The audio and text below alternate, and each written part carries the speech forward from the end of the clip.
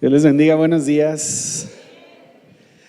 Tengo que confesarles que este mensaje me costó mucho y quiero que pongas el corazón ahí, en una posición vulnerable, en una posición honesta, porque estoy seguro que Dios va a derramar hoy un bálsamo que va a sanar un montón de heridas. Así que, ¿por qué no oramos? ¿Está bien? Cierra tus ojos. Padre, te damos tantas gracias, Dios, porque no estamos solos, porque no estamos abandonados, porque tú estás con nosotros, Señor, y tienes perfecto control de todo lo que está pasando, Señor. Todo lo que ha pasado desde mi infancia, Señor, no ha escapado de tu voluntad ni de tu control, Señor. Así que sencillamente estamos en tus manos, Dios. Sencillamente confiamos en ti, Señor, por completo. En el nombre de Cristo Jesús. La iglesia dice: amén. El mensaje de hoy se llama Anatomía de una decepción. Yo les advertía, les amenazaba la semana pasada que no sé cuántas anatomías vamos a ver, pero pues algunas, ¿no? Entonces iniciamos la semana pasada con anatomía de un pecado y hablábamos un poco de la naturaleza, de la esencia, del engranaje del pecado, cómo funciona en nosotros y cómo deberíamos estar alerta. Y hoy vamos a hablar de la anatomía, cómo funciona, cómo está cableada, cómo está hecha una decepción. Y a veces nos cuesta trabajo, no todas las personas podemos admitir que en algún momento de nuestra vida de fe nos hemos sentido decepcionados por Dios. Se nos hace como que se ve mal, ¿no? O sea, se escucha raro que digas, siento que Dios me decepcionó. Pero si lo piensas bien, no es ningún pecado, no le estás faltando el respeto a Dios, no te está faltando fe, ni te está faltando adoración. Porque si lo piensas bien, tenemos una relación con Dios. Es una relación, estamos poniendo el corazón ahí. Él nos ama a nosotros, nosotros respondemos en amor a Él, estamos en constante comunión con Él, escuchamos su palabra y hablamos nosotros también y escuchamos sus expectativas y nosotros tenemos expectativas también. El asunto es que a veces nuestras expectativas no van de acuerdo a lo que Dios nos prometió en su palabra. Hay personas que nos decepcionamos tan profundamente cuando enfermamos, por ejemplo. Y decimos, ¿por qué? ¿Por qué Dios nos dejó enfermar? ¿Por qué Dios me dejó pasar por este diagnóstico? ¿Dónde está Dios? ¿Dónde está el poder de Dios? Pues no que Dios es bueno, pues no que Dios es misericordioso. Pero y luego lees la Biblia de pasta a pasta y te das cuenta que Dios nunca prometió que no te ibas a enfermar. Que Dios nunca prometió que el plan de Él para los creyentes es que nunca fueran enfermos de nada. No, te das cuenta que Él no dijo eso, sino que nos creamos una falsa expectativa. Y otras veces pues andas ahí de novio, ¿no? De novia y estás todo ilusionada con el muchacho y el muchacho resultó ser un subhumano, ¿no? Y se te rompe el corazón y te enojas con Dios y le dices, Dios, pero yo pensé que esta muchacha, pero yo pensé que este muchacho y ¿por qué Dios me dejaste vivir esto? ¿Y por qué Dios y yo oré? ¿Y por qué Dios y yo? Y Dios dice, porque tú lo escogiste. O sea, tú lo escogiste a Él, así como eso, si estudia medicina y tú crees, los dos, Y de repente nos enojamos con Dios por una falsa expectativa que creamos. Entonces estás en tu trabajo y no te promueven, y estás en tu trabajo y no eres el empleado del mes y no ganas más que todos y no eres el mejor y te enojas con Dios y dices, Dios, ¿dónde estás? Y de repente ¿sabes qué está pasando? Que estamos creando expectativas falsas. Dios nunca dijo eso, Dios nunca prometió eso. Y por otra parte hay cosas que Dios prometió, hay cosas que Dios dijo claramente y las estamos ignorando. Hay cosas que Dios te dijo a ti. Si aprendes a clamar, si aprendes a poner el reino primero, si aprendes a conectar tus sueños con la voluntad de Dios, entonces Dios va a abrir camino, entonces Él va a ir delante de ti. Y esa parte la ignoramos, ¿no? ¿Sabes cómo? Entonces es muy chistoso lo que nos pasa, pero pocas personas podemos reconocer abiertamente, siento que mi corazón está decepcionado de Dios. A veces nos sentimos ofendidos nos sentimos enojados, nos sentimos golpeados porque Dios hizo eso y nosotros no queríamos que lo hiciera, o porque Dios no hizo eso que nosotros queríamos que lo hiciera. Hay unos que hasta lo digo con mucho temor, espero que no haya ninguno de estos aquí, yo creo que vienen a las 12, ¿no? Pero hay unos que le dan órdenes a Dios. Dios, tú vas a hacer esto y lo tienes que hacer. Y yo me les quedo viendo y digo, hijo, el rey del universo y un mortal común y corriente, ¿cómo crees que le vamos a dar órdenes a Dios? ¿Cómo crees que nos vamos a enojar porque yo le dije a Dios que hiciera eso y Dios no lo hizo? Y hijo, necesitas ubicarte un poquito. El creador de todo y la creación, el creador no sigue órdenes de la creación, no funciona así. Nosotros nos alineamos a su voluntad perfecta, buena, agradable. Nosotros nos alineamos, pero a veces nuestro corazón está roto, está herido, porque la verdad nos hicimos una expectativa de algo que Dios tenía que hacer, y cuando Dios hizo algo diferente, se rompió nuestro corazón. Y en la Biblia hay muchas historias que podrían ilustrar este tema, pero quiero iniciar con una historia que a mi corazón le resulta tan impactante, porque es un hombre que entregó por completo su corazón al propósito de Dios. Renunció a quien era él por creer en lo que Dios estaba haciendo, y de repente su corazón como crash, ¿no? Se rompe. Y quiero que veas esa historia conmigo. Estoy hablando de Juan el Bautista. Dice Mateo capítulo 3. Vamos a leer bastante Biblia hoy, ¿ok? Mateo capítulo 3, del versículo 1 al 12. Dice: en aquellos días vino Juan el Bautista predicando en el desierto de Judea y diciendo: arrepentíos, porque el reino de los cielos se ha acercado. Pues este es aquel de quien habló el profeta Isaías cuando dijo: voz del que clama en el desierto, preparad el camino del Señor, enderezad sus sendas. Y Juan estaba vestido de pelo de camello y tenía un cinto de cuero alrededor de sus lomos, y su comida eran langostas y miel silvestre. Langostas no de las ricas, caras, sino como chapulines, ¿ok? Y comía chapulines y miel silvestre. Dice: y salía a él Jerusalén y toda Judea y toda la provincia de alrededor del Jordán, y eran bautizados por él, confesando sus pecados. Ok, vamos a poner una pausa aquí. Este hombre es hijo de un sacerdote. Lo que procede cuando eres hijo de un sacerdote, la expectativa que tiene el papá, la familia, el linaje, es que tú seas un sacerdote también. Siempre es, y su papá era sacerdote, él tiene que ser sacerdote. Pero a él le ocurre algo muy especial en su nacimiento. Él es un milagro. No se podía que papá y mamá tuvieran ese hijo, no se podía. Pero el poder de Dios lo hizo posible. Su papá, sacerdote, entra en un montón de conflicto, asombrado por lo que Dios está haciendo. Su mamá está llena de adoración por lo que Dios está haciendo, y nace Juanito. Para sorpresa de todos, apenas empieza a ser un jovencito y él empieza a desmarcarse de la religión organizada hasta ese momento. Él empieza como a...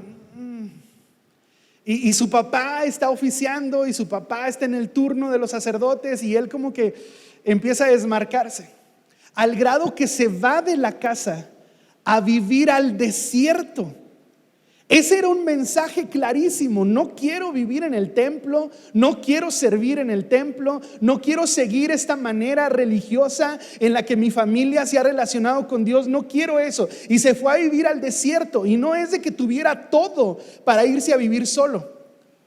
Dice que vestía la piel de un camello, y no es que fuera así como Tarzán y lo pudiera cazar. Seguramente se le encontró por ahí. La tuvo que lavar, la tuvo que limpiar, tuvo que vestírsela, se puso un cinto de cuero y comía chapulines y bebía miel.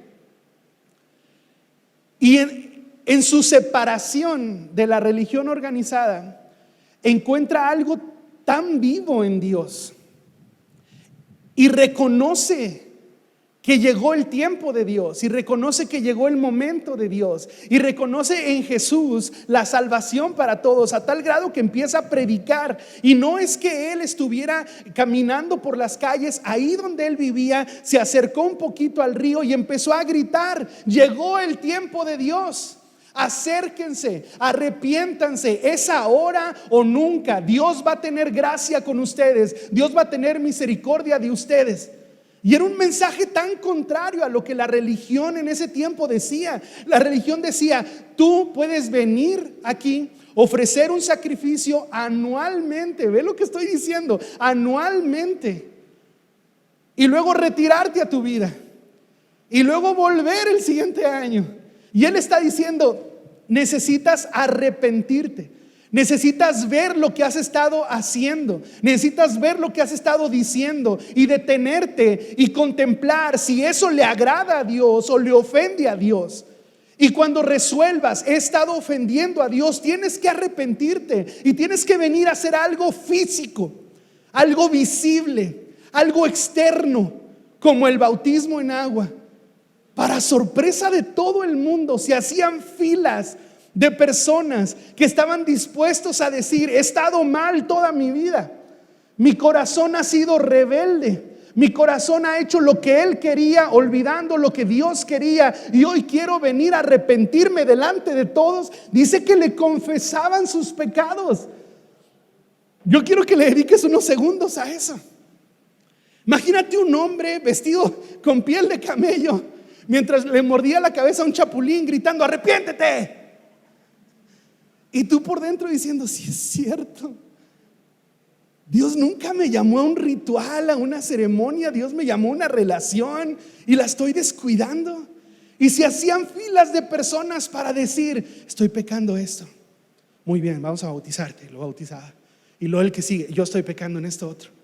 Y ya que imagínate eso. Imagínate eso. Nosotros a veces no podemos arrepentirnos ni en secreto. Y ellos delante de todos decían: este es mi pecado y estoy arrepentido y lo quiero dejar y quiero dar un testimonio público de lo que me está pasando por dentro. Y era como: ¿qué está pasando? ¿No? Y salía el pueblo a donde él estaba para ser bautizados. Dice: al ver él que muchos de los fariseos y de los saduceos, son como estas divisiones políticas de los religiosos, ¿no? Dice: al ver que ellos venían a su bautismo, les decía: generación de víboras, ¿quién les enseñó a huir de la ira que viene? Ustedes no vienen arrepentidos, ustedes no vienen porque quieren cambiar, ustedes le tienen miedo a la ira de Dios. Y quiero detenerme un segundo aquí. ¿Sabes por qué razón nos arrepentimos de nuestros pecados? Porque queremos estar bien con Dios, no porque le tengamos miedo a la ira de Dios.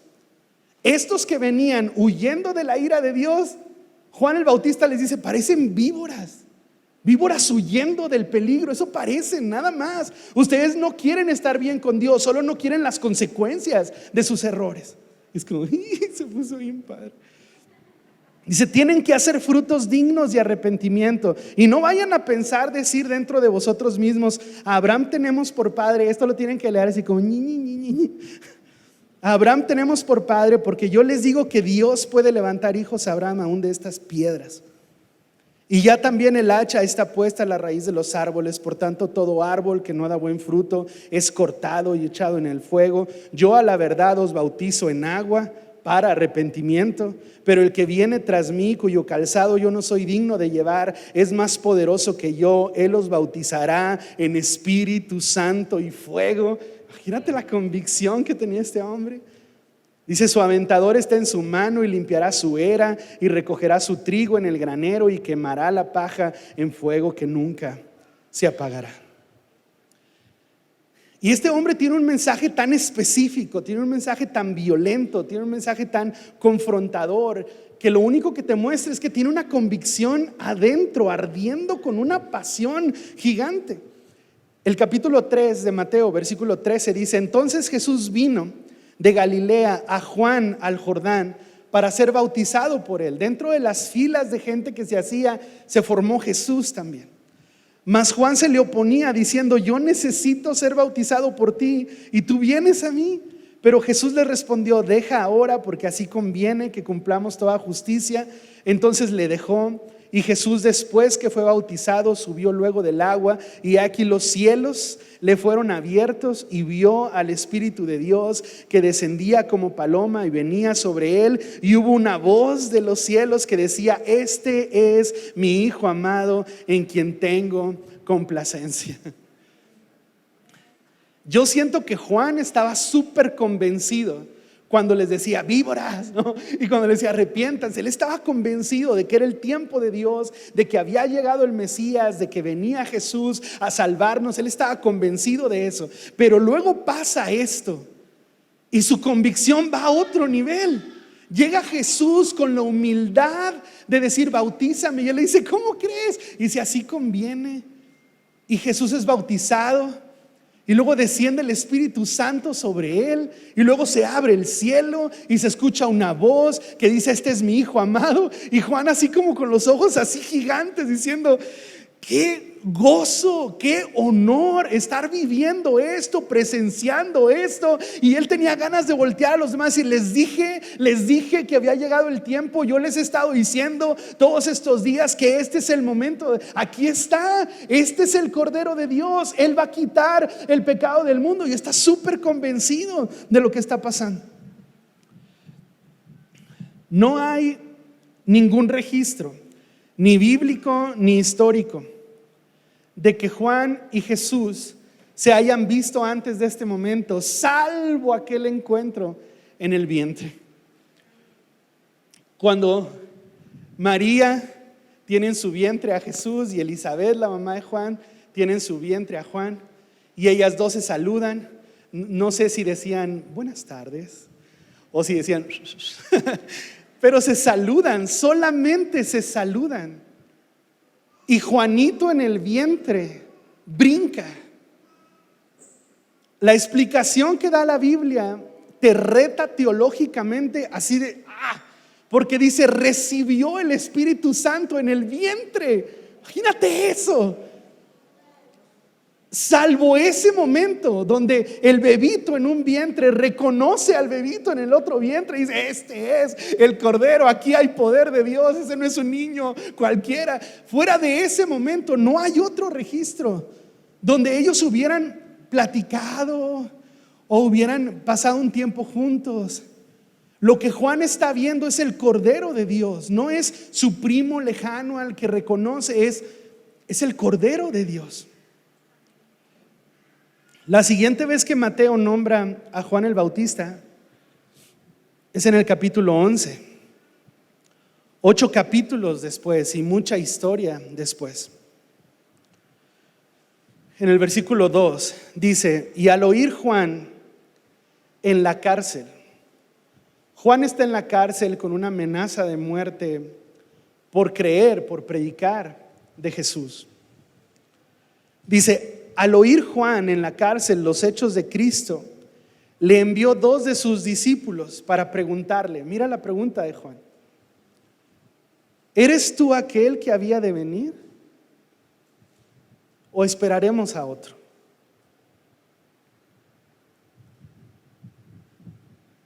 Déjame abrirte el corazón un momento. Es el mismo hombre que dejó la vida segura de un sacerdote, que dejó la vida de su casa por ir al desierto a ver qué encontraba en Dios, a ver qué seguía en el reloj de Dios. Es el mismo hombre que le gritaba al pueblo: tienen que arrepentirse, no funciona lavarse las manos, tienes que lavarte de adentro. Es el mismo hombre que dijo: llegó el momento, este es el Cordero de Dios. Es el mismo hombre que bautizó a Jesús y que vio al Espíritu Santo bajar sobre él y que oyó la voz del Padre diciendo: este es mi Hijo. Es el mismo, solo que la vida se le puso tan difícil que las convicciones empezaron a opacarse. Y yo sé perfectamente que me entiendes.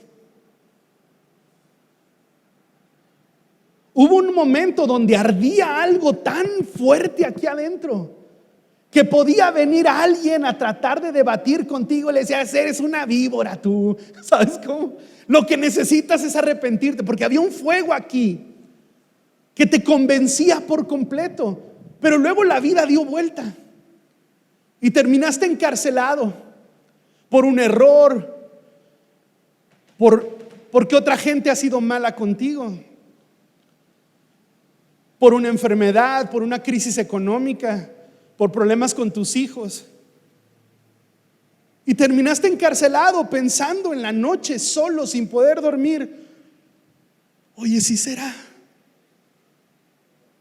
¿Sí escuché la voz del Padre o me la imaginé? ¿Sí vi al Espíritu Santo o era una paloma cualquiera y mi emoción me hizo pensar? ¿No será que estuve confrontando a la gente en vano, diciéndole arrepiéntanse y ni era Él el Mesías? Y me imagino que fueron sus discípulos a visitarlo en la cárcel y Él les dice: ¿les puedo pedir un favor? Claro, claro, maestro, dinos. Vayan a donde está Jesús y díganle que pregunto yo si sí es Él el Mesías o si tenemos que esperar a alguien más. Y se parece un chorro a esas oraciones que hemos hecho tú y yo. Dios, si soy salvo, ¿por qué siento este rencor? ¿Por qué mis manos hacen cosas tan horribles? Si soy tu hijo, si fue cierto que me llenaste con tu Espíritu Santo o me emocioné, o si es cierto que soy una nueva criatura, si es verdad que me llamaste a servirte de esa manera, es verdad que tú escogiste mi casa, es verdad que tú escogiste mi familia, o me ilusioné o no entendí nada. Sí me perdonaste, Dios, porque todos vienen y me gritan mi pecado en la cara y a lo mejor no me perdonaste y esto es parte del juicio que me merezco. Si eres tú, ¿o tengo que esperar a alguien más? Y es una pregunta desgarradora.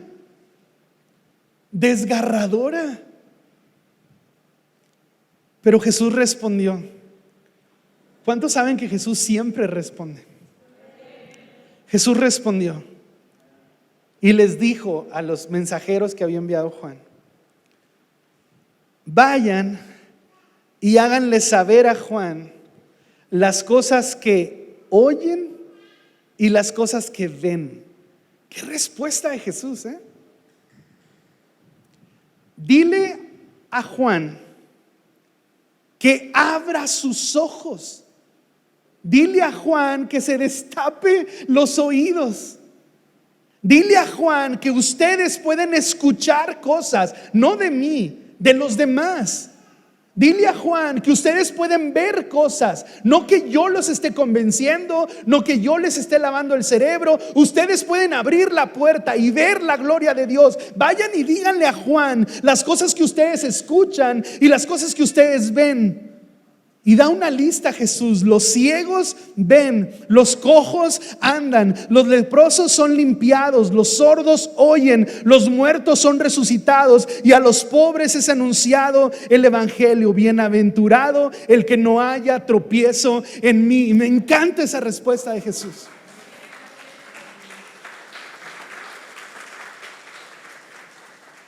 Porque todos los creyentes vamos a pasar por una crisis de fe. Todos en algún momento nos vamos a sentir decepcionados porque Dios no hizo lo que nosotros queríamos que hiciera, porque sus pensamientos no fueron como los de nosotros, porque sus caminos no resultaron ser los mismos que los de nosotros. Y en algún momento nos vamos a sentir decepcionados y vamos a tener una duda. Pero yo siempre les he dicho, y déjenme repetirlo una vez más: la duda es la antesala de un nuevo nivel de fe. La duda no es la antesala de ahora voy a dejar de creer. Ahora tengo un montón de dudas, entonces Dios nunca responde dudas. No, ¿de qué hablas? Dios responde todas las dudas. Dios responde todas las preguntas, todas. Cuando tienes una duda, cuando tienes una pregunta, cuando hay algo que no entiendes, cuando hay algo que te duele en el corazón, háblalo con Jesús, háblalo con Dios, porque estás a punto de entender un nuevo misterio en Dios, de crecer a algo que no habías conocido todavía. Y cuando Juan tiene la vulnerabilidad de decirle, pregúntenle a Jesús, porque estoy dudando ya. Porque estoy dudando si es Él el Mesías, si es Él el Cordero de Dios, si todo lo que dije, todo lo que hice está bien o me equivoqué. Y Jesús le responde, las cosas de Dios se escuchan y se ven. Solo abre tus ojos, solo pon atención. Y cuando yo entiendo eso, yo digo, a veces lo único que nos falta es abrir la puerta y asomarnos para afuera y ver lo que Dios ha estado haciendo con él y con él y con él y con él y con él y con él. Y la siguiente vez que mi mente diga, Dios no restaura, voltear a ver a Eres y los restauró a ellos, ¿por qué no me va a restaurar a mí? Dios no sana, pero lo sanó a él, ¿por qué no me va a sanar a mí? Es que Dios no perdona, pero lo perdonó a él, ¿por qué no me va a perdonar a mí? Solo abre bien los ojos, solo abre bien los oídos y entérate, la gloria de Jesús está corriendo por las calles todos los días. Las acciones de Jesús responden a nuestras preguntas más íntimas. Y hay un hombre más del que quiero platicarte. Se llama Tomás, un discípulo de Jesús. Juan capítulo 20, versículo 19 dice: cuando llegó la noche de aquel mismo día, el primero de la semana, Jesús acaba de resucitar, ¿ok? Estando las puertas cerradas en el lugar donde los discípulos estaban reunidos por miedo de los judíos, vino Jesús y puesto en medio les dijo: paz a vosotros. Y cuando les hubo dicho esto, les mostró las manos y el costado. Por favor, pon atención aquí. Jesús acaba de resucitar. Se les aparece a donde los discípulos estaban reunidos porque tenían miedo. Si eso le hicieron al maestro, ¿qué tanto no nos podrán hacer a nosotros? Tenían miedo y estaban reunidos ahí. Jesús se aparece en medio de ellos y les muestra las manos y su costado, sus heridas. Y los discípulos se regocijaron viendo al Señor. Entonces Jesús les dijo otra vez: paz a vosotros. Como me envió el Padre, así también yo os envío. Y habiendo dicho esto, sopló y les dijo: reciban el Espíritu Santo. Versículo 24. Pero Tomás, uno de los 12, llamado Dídimo, no estaba con ellos cuando Jesús vino. Le dijeron pues los otros discípulos: al Señor hemos visto. Él les dijo: si no viere en sus manos la señal de los clavos, y metiere mi dedo en el lugar de los clavos, y metiere mi mano en su costado, no creeré. Y lo primero que nota mi corazón es: de ninguna manera a Jesús le sorprende esta necesidad de Tomás de verlo. De hecho, cuando Jesús se les aparece a los discípulos, les muestra sus manos y les muestra su costado, asumiendo, necesitan verlo, necesitan experimentarlo, necesitan una prueba. Y nadie tuvo conflicto más que el que no estaba ahí. Un montón de veces Dios ha derramado su presencia en nuestras reuniones porque sabe que vamos a dudar en algún momento. Un montón de veces Dios ha hablado con una palabra de revelación increíble porque sabe que vamos a tener dudas. Un montón de veces en medio de una canción, en medio de una oración, el Espíritu Santo ha dicho: aquí estoy contigo, puedes tocarme, puedes sentirme.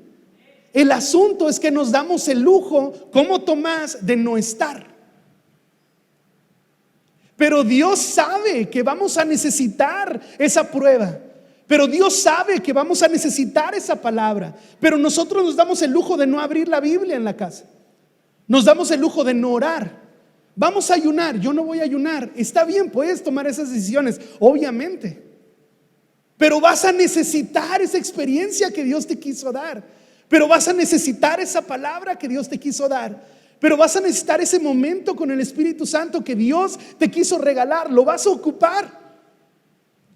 Y dice, entonces, como él no estaba, van sus hermanos en la fe y empiezan a decirle, nos pasó esto y se apareció Jesús, y todos interrumpían y ni abrió la puerta y cruzó el muro y estaban todos emocionados y nos mostró. Y él dice, pues hasta que yo no lo vea, porque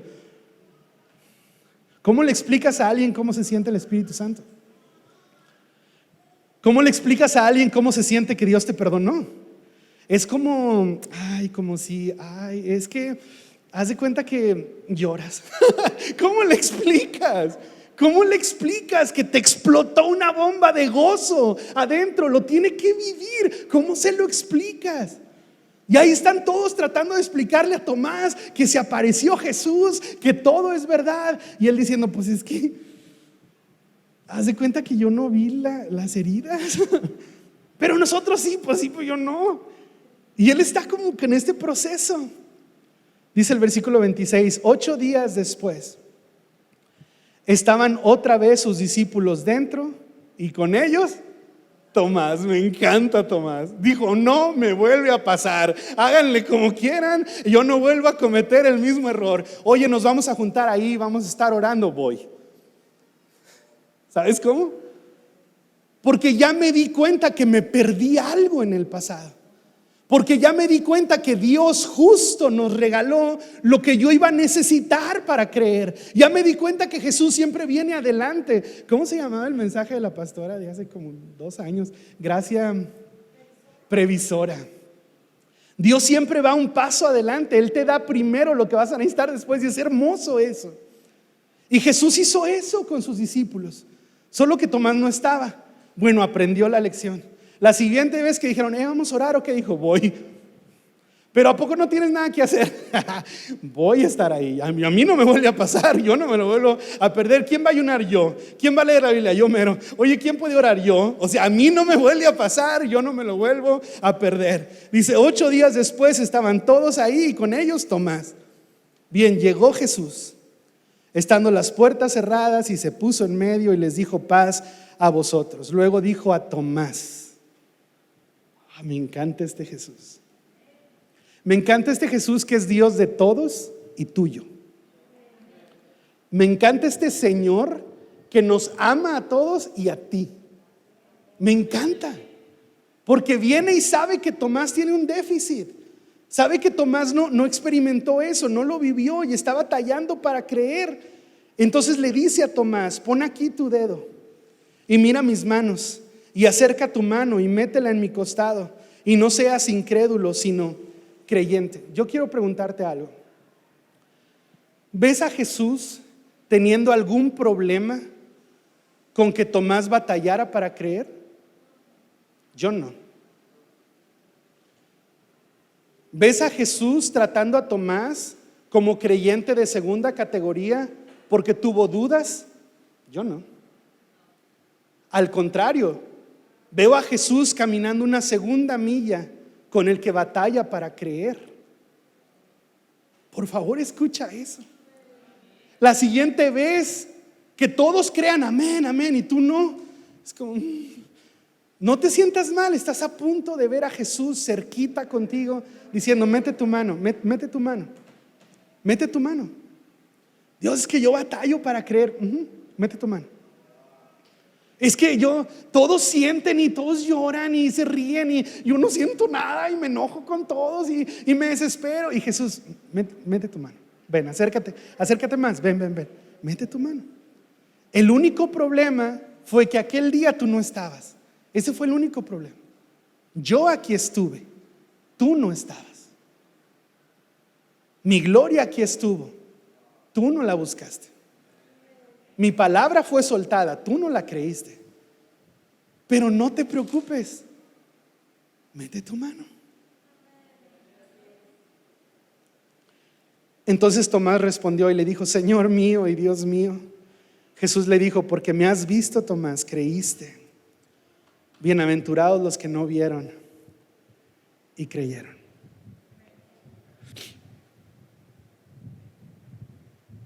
Llega un momento en el que yo siento que soy bastante Tomás, más Tomás del que me gustaría. O sea, a mí me gustaría ser como Pedro, ¿sabes cómo? Y que apenas se viera un problema, yo mero lo arreglo en el nombre de Jesús, ¿sabes cómo? Como ese arrebato de Dios lo va a hacer. Y me gustaría mucho, me gustaría mucho. Pero a veces siento que voy detrás de todos los hombres de fe, porque la vida me ha golpeado mucho.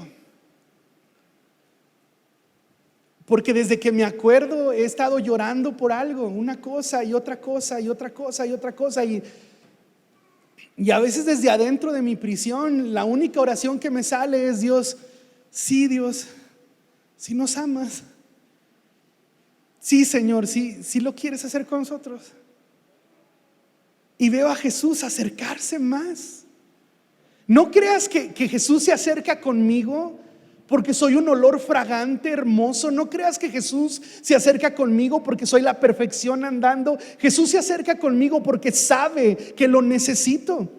O siento su presencia, o voy a tener un montón de dudas, o abro la Biblia y encuentro vida ahí, o me voy a complicar horrible en mis decisiones, y entonces tiene misericordia de mí y se acerca y me dice: tócame, no tengo problema con tus dudas, no tengo problema, tócame, vamos a platicar, vamos a resolver eso. Y me encanta este Jesús.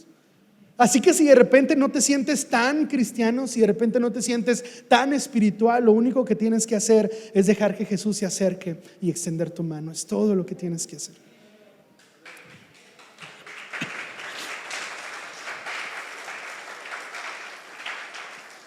Mira lo que dice el Salmo 34, versículo 8, en esta versión que me trae loco, que se llama El Mensaje.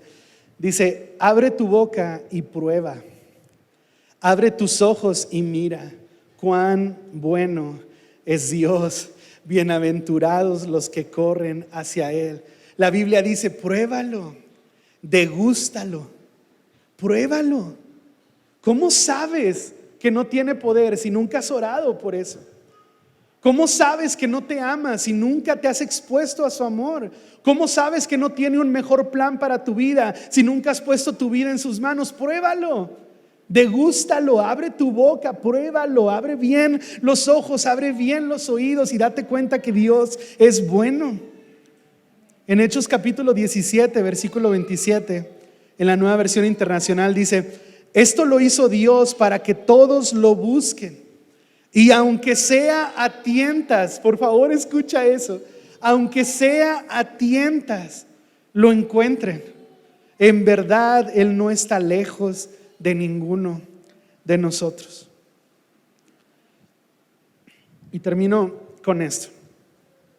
En Mateo capítulo 14, versículo 22, dice: inmediatamente después Jesús insistió, mira qué palabra, insistió en que los discípulos regresaran a la barca y cruzaran al otro lado del lago mientras Él despedía a la gente. Insistió Jesús, ¿para qué? Para que los discípulos se subieran a la barca y cruzaran hacia el otro lado. En el camino, el viento empieza a hacer estragos de la barquita de los discípulos, empieza a llover fuertísimo y están asustados, piensan que se van a ahogar, piensan que se va a voltear el barquito, que se van a morir, y luego ven a un hombre caminando sobre el agua y gritan: es un fantasma. Resulta que era Jesús.